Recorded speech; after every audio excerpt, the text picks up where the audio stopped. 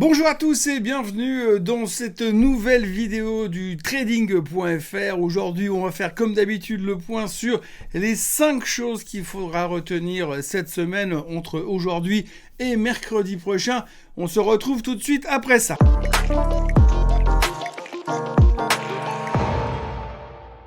Tout d'abord, ce qu'il faut retenir, bien évidemment, c'est les chiffres de l'inflation aux États-Unis. Ça fait 4 jours qu'on se prend la tête qu'avec et uniquement avec ça. On ne parle que de ça. On mange du CPI, on dort avec le CPI, on se douche avec le CPI. Bref, on ne parle que de ça et uniquement de ça. C'est la priorité principale du moment. Pourquoi ? Eh bien, parce qu'on voulait voir si vraiment cette inflation était toujours sur cette tendance descendante qu'on avait dessinée, identifiée et reconnue depuis plusieurs mois maintenant. De tendance descendante qui avait été mise en place par finalement cette hausse des taux de la Fed, et on voulait vraiment voir si le plan se déroulait sans accroc. Il y avait beaucoup de craintes cette semaine, beaucoup de craintes que finalement l'inflation pourrait remonter. Il y avait des indicateurs qui n'étaient pas top et franchement les gens avaient un peu peur que ça puisse remonter. Alors bonne nouvelle, sur un mois ça baisse. On était à 6.5, c'est sorti à 6.4. Nous on attendait 6.2, donc c'est pas non plus l'euphorie, mais c'est moins que le mois dernier.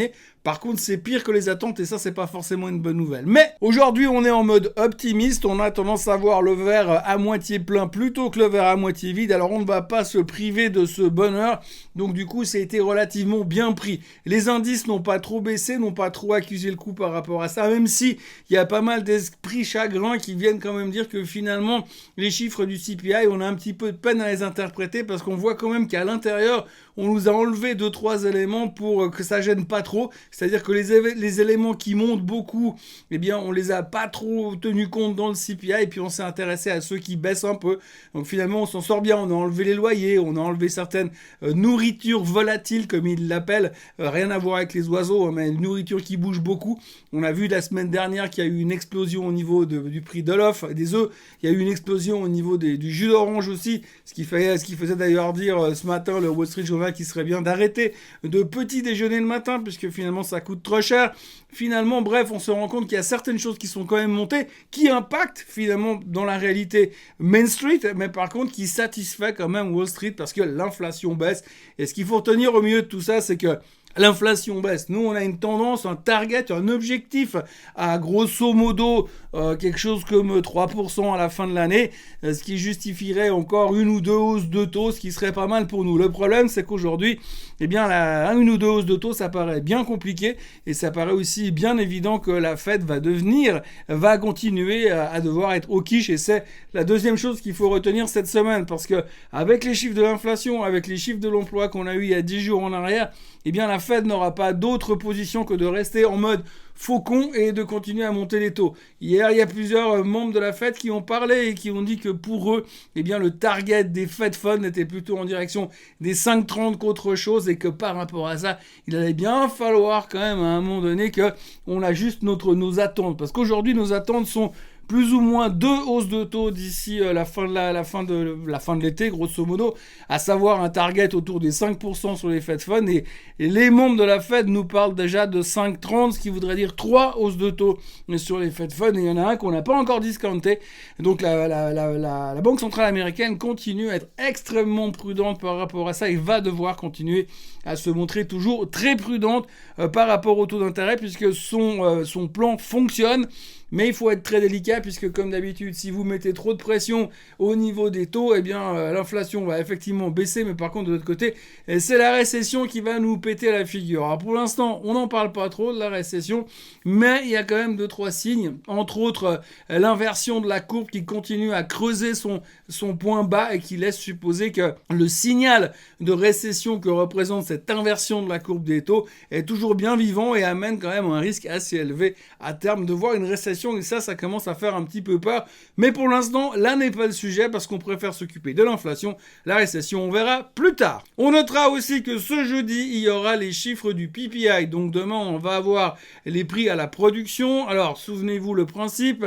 Les prix à la production sont un chiffre qui sort en amont du CPI. Donc c'est pour le CPI du mois prochain. Et on veut voir où sont les prix à la production. Donc si les prix à la production ont tendance à diminuer, c'est une bonne nouvelle, parce que ça devrait se répercuter sur le CPI du mois prochain, qui lui aussi donc devrait baisser encore et corroborerait cet objectif de voir une tendance vraiment baissière régulière jusqu'à la fin de l'année. On est un peu frustré pour ce mois parce que finalement l'inflation ne baisse pas autant qu'on aurait aimé, et c'est clair que si vous baissez entre 0,3 et 0,5% tous les mois, c'est bien. Si vous baissez à coup de 0,1%, ça va être beaucoup plus long pour arriver à 3%, voire à 2%, qui est le target déclaré de la Fed. Donc, surveillance attentive du PPI pour demain, pour voir si l'on peut continuer cette tendance bullish, tendance que les marchés nous ont affichée depuis le 1er janvier. Si on regarde un peu le sentiment des marchés, eh bien, on a beaucoup de stratégistes qui sont extrêmement négatifs. On a eu beaucoup de calls ces derniers temps de gens qui disent « Attention, ça va mal se passer. Attention, on est beaucoup trop haut. Attention, on a été trop vite. Attention, il faut prendre les profits. » Ça vient de toutes les grandes banques d'affaires, de tous les grands stratèges. Il y a beaucoup de gourous qui sont très négatifs. Il y a pas mal de choses qui vont dans cette direction, puisqu'on a vu entre autres le rendement du 6 mois américain qui est passé en dessous des 5%. Le rendement du 2 ans américain qui est en train de repartir également à la hausse, qui casse à la hausse. Je vous ai parlé de l'inversion de la courbe des taux tout à l'heure. Il y a pas mal d'indicateurs qui montrent que c'est mal barré. Et en plus, vous avez le grid, l'indicateur de grid, l'indicateur d'avidité du marché qui est au plus haut. Alors sur la représentation graphique, c'est inversé. Donc il est au plus bas, mais c'est des niveaux de grid qu'on n'a jamais vus depuis 2007. Et souvenez-vous de ce qui s'est passé après 2007. Donc il y a quand même des inquiétudes qui viennent de ce côté-là. Alors on peut se poser la question, c'est étrange parce qu'il y a quasiment tous les indicateurs qu'on veut ou qu'on peut voir sur le marché qui nous laisseraient supposer qu'il faudrait qu'on ait une correction. Je parle pas d'un crash, je parle pas de 20% de baisse, je parle juste un repli des marchés un peu plus que 0,3%. Et ça ne vient pas, ça ne veut pas baisser, comme si tout le monde continuait à acheter massivement. Alors il faut aussi noter que tous les retailers, tous les petits investisseurs sont revenus dans le marché récemment. Et par contre, le seul truc, c'est qu'ils s'intéressent uniquement à une chose, c'est l'intelligence artificielle et Tesla. Et puis la cinquième chose qu'il faut retenir, c'est un sentiment personnel, parce que quand je vois ce que je vois et quand j'entends ce que j'entends, eh ben, j'ai bien raison de penser ce qu'on pense, comme ce que je pense, comme disait Coluche. Mais disons que ce qui est assez impressionnant pour l'instant, c'est qu'on a vraiment le sentiment que le marché, il y a un truc pourri dans le marché. Je peux pas vous dire quoi, je peux pas vous expliquer pourquoi j'ai ce sentiment, moi qui suis plutôt d'obédience bullish que d'obédience bearish, mais quand je vois aujourd'hui le comportement des marchés, les tonnes et les tonnes et les tonnes de licenciements qui se produisent, le changement aussi d'attitude des investisseurs, puisqu'avant, par exemple, dans le cas des licenciements, quand il y avait des licenciements, eh bien, la boîte qui licenciait baissait, maintenant elle monte, parce que les gens trouvent intéressant de voir qu'on coupe les coûts, et donc c'est positif pour les sociétés. Il y a aussi des indicateurs qui laissent supposer aujourd'hui que, par exemple, que si vous investissez dans l'obligataire, vous avez un rendement qui est plus ou moins égal aux résultats, aux bénéfices des entreprises, ce qui n'est pas arrivé depuis bien longtemps, et ce qui veut dire que finalement votre risque est plus bas en achetant des obligations qu'en achetant des actions. Et donc pourquoi est-ce que vous prendriez des risques d'acheter des actions pour avoir un rendement égal à ce que vous aurez sur une obligation? Et on prévoit encore des résultats trimestriels qui vont continuer à baisser. C'est en tout cas ce qu'on laisse supposer aujourd'hui par rapport aux conf calls des sociétés qui sont en train de publier en ce moment, par rapport aux visions des analystes et par rapport à ce ralentissement éventuel économique.